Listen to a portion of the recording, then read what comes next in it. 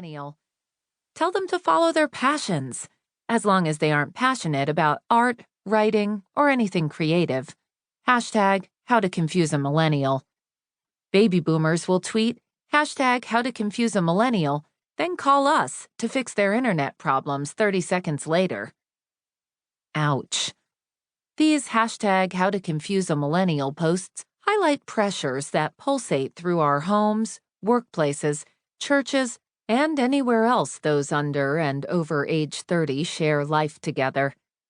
The hashtags for iGen, the label for those born after 2000, including 2 of the 6 kids in our 2 families, are likely to echo these same intergenerational tensions.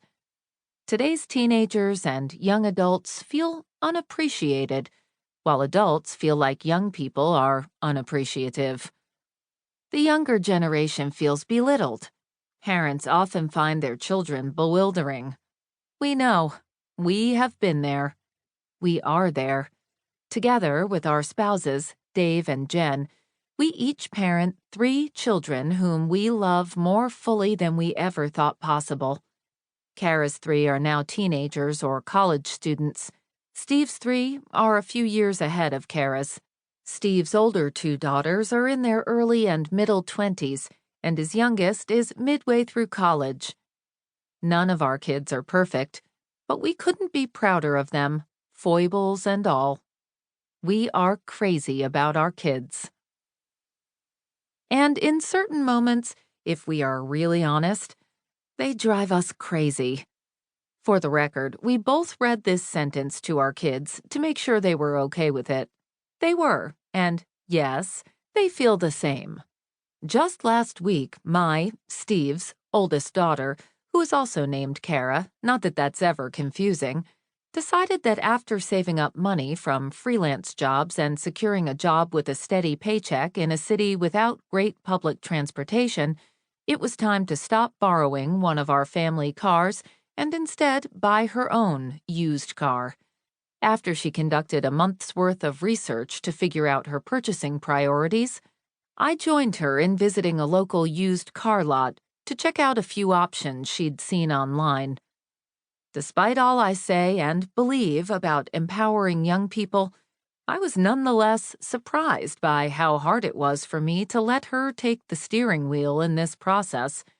From the moment we drove onto the lot, I felt myself going into dad mode, wanting to speak to the agent for her, guiding her to look at cars she didn't care about.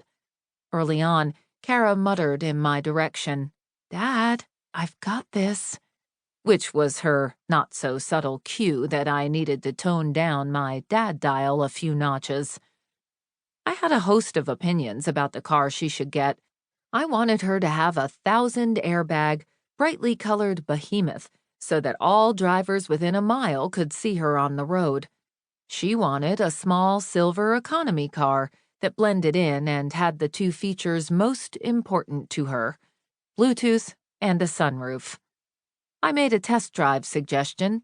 She ignored me. She pointed out a car. I had to hold my tongue.